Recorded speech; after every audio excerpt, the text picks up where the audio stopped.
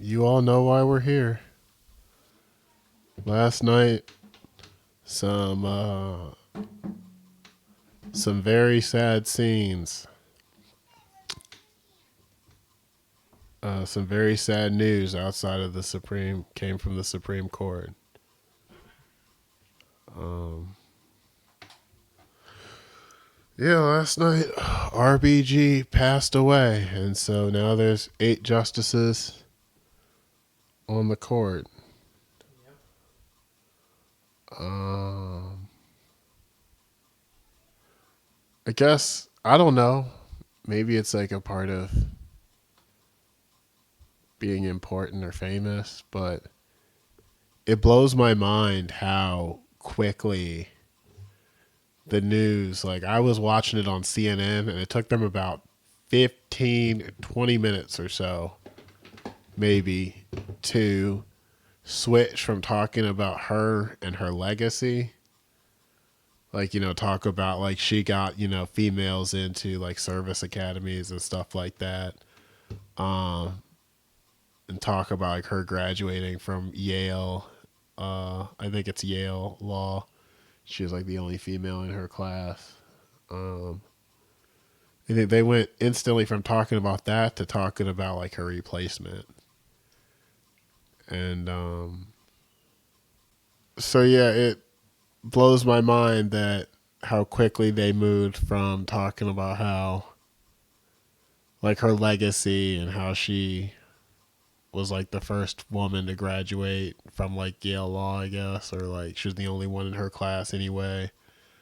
Um, I don't think she was the first, but she was definitely the only one in that picture. Um, and they went from talking about how she got women into service academies and such, and like they instantly moved into, is Trump gonna replace her, and like what's gonna happen, and it blew my mind that like if I was like Mitch McConnell and Trump, if I was going to replace her, like say like I feel like I have to do that, like I would have at least given the country time to grieve. I would be like, hey, that's an inappropriate question right now, like, and Trump gave a decent response, but no, that he gave a decent response that night, but then later on, he was like, "Yeah, I'm definitely gonna fill the seat," and yeah, it's crazy. In March of 2016, and the thing is, the president is the president until the end of their term, and thus, as long as it's like reasonable, should probably fill the seat. I don't know that it's reasonable anymore. Um, I saw an article. We'll post a link to in the comments, but it talked about how close, like the history of justices being like replaced that close to an election, and this would definitely be the closest one to an election ever, and so I don't know that it's a good idea this close, but like they should have. Mitch McConnell shouldn't have set that this crazy precedent back in 2016. He should have given Merrick Garland a vote and then voted him down if they felt like that needed to be the case. Um, but yeah, I don't know. So I guess they say like a woman's right to choose is about to come under fire, and yeah, I would say that that's probably another conservative justice, and that's probably more likely true than not. Even if the right itself doesn't entirely go away, I think that in a lot of cases you're going to see new restrictions that are extremely burdensome on the woman.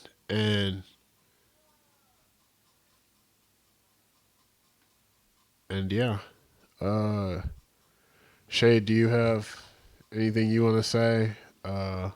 I know I took over for a little bit and I have a little bit more I want to say, but I don't want to.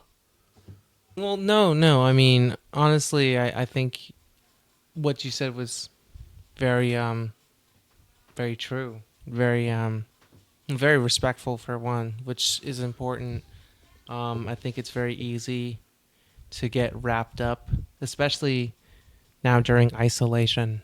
I think people, not everybody, but some people might have a tendency to kind of not always see the bigger picture of things. And quite frankly, this is, it's a national, it's a tragedy.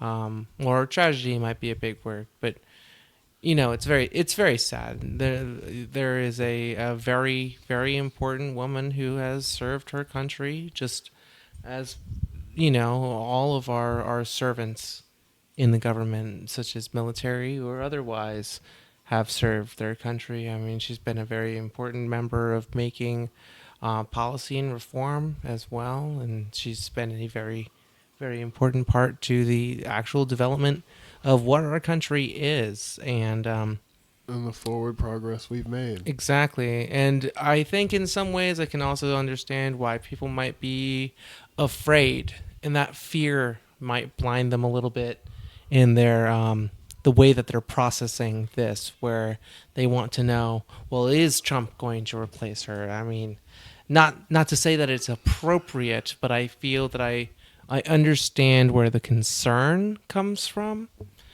or at least the alertedness of it comes from, where yeah, I mean, in Well, our modern day, people want to know these things, and it might not be the most respectful way to take it. I think you're right. We should have taken at least a day, at least a day, at least a day.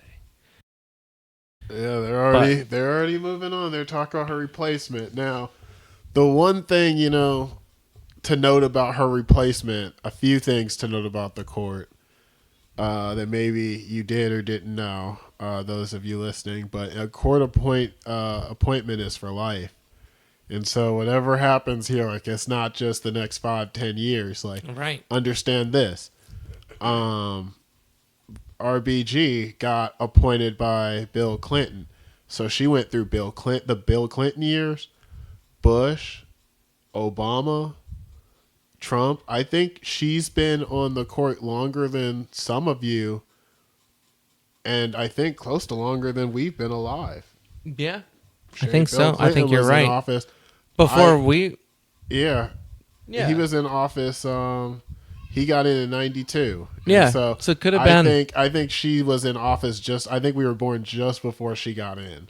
Wow. But but yeah. So you have to think whoever they appoint, like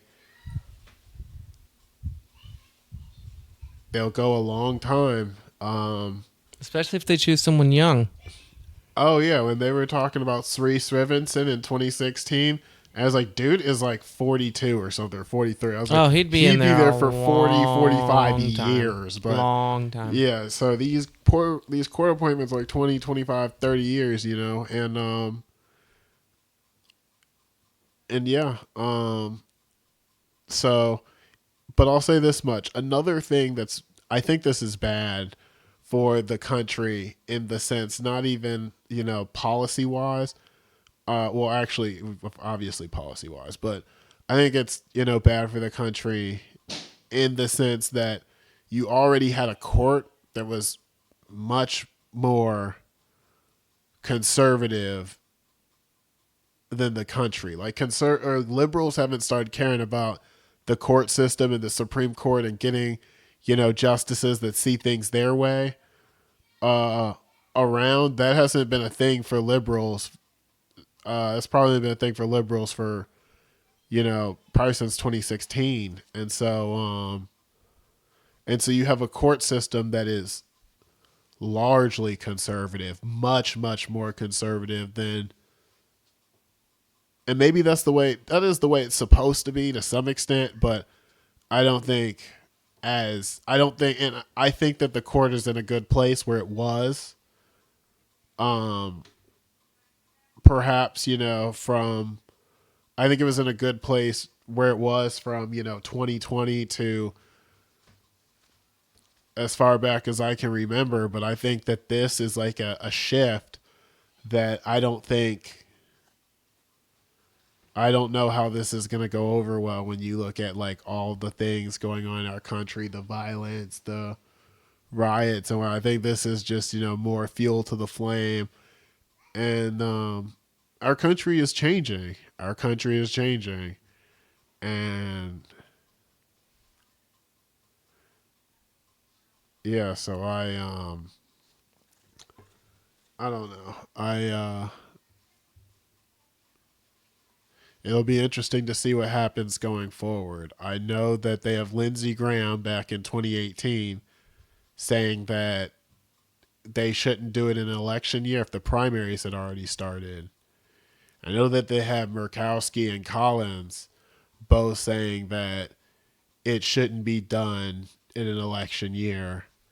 But that was previously. Now that the seat is open, things might change. And obviously Mitch McConnell in 2016, but then he cleared up his statements by saying that he believes that the American people in 2014, when they gave Republicans control of the Senate, meant that they wanted the conservative stamp on things, that they were done with Obama.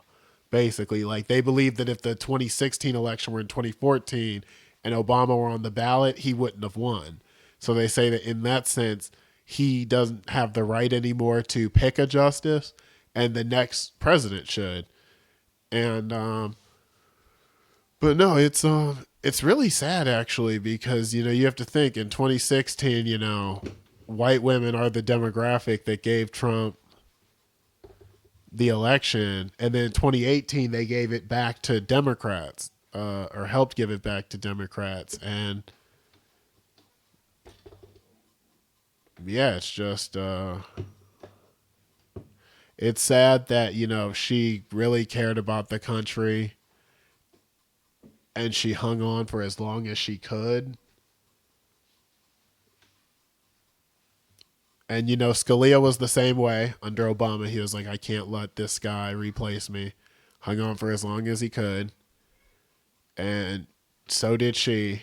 And but no, I mean, this is what you get, the Tomi Lahrens of the Tomi Lahren got in trouble, right? Conservative, loves to be loud and talk about all the craziness when it comes to, issues of race. But then when it comes to being a woman, it's like, keep your hands off my guns and keep your hands off my body. Talking about abortion. Well, you can't, you can't have it both ways, sister. You can't. Unfortunately, you can't. And so I wouldn't know what else to say, Shade, honestly. Like, I guess, we're just going to have to see. I think Cory Gardner came out and said he was the fourth. He's technically the fourth, or I guess fifth if you want to count McConnell, Republican to be on the record and say, although he didn't necessarily say, like, I guess I should look up what he said. But no, I think you're right. Yeah, she did a great job serving her country. She'll be missed, I'm sure. And yeah, I think our country, like you said, it's changing. It's certainly going to change through this. And his exact words were, not to interrupt you, I'm sorry, but his exact words were, the country needs time to mourn before the politics begin. So seriously. I don't know if that's French for we shouldn't do a nominating, we should wait until after the election. To be fair, there have been several times where, and Trump, he might win. And if anything, if he uses this election seat, it's crazy because he could use this to distract from his failures on COVID. RBG's death. He can use that now to distract from his failures on COVID and make this a constitutional battle. In a way, you're right. And so, but here's the thing. The whole time, if you go through the nominating process and you start it now and then you confirm whoever it is during the lame duck session, one, there will be nothing anybody can do. There'll be nothing Joe Biden could do, and Democrats, even if they were to win on election day. but two, the entire nominating process. Like, think about it. Like Kavanaugh, Gorsuch. Like, it took Neil Gorsuch. It took like everybody's attention. It was all on that. But Mm-hmm. this has been a crazy year. Like coronavirus. A president was impeached. Like, we're gonna Yeah. see. Like, this has been like a. It really has been something, people. So I just hope that you're all mentally okay, and that, because we don't talk about that a lot. People focus on the news and what's going on in the world. They don't take care of themselves and relax and focus on the good in their life. Focus on the good in your life tonight, and yeah, just get ready to stand up for what you believe in going forward. So Shay, do you have anything else to add? No, I think that's a good note to end on. I think so too. So we'll see you all next time On the on the Fireside Fireside Chat. Chats.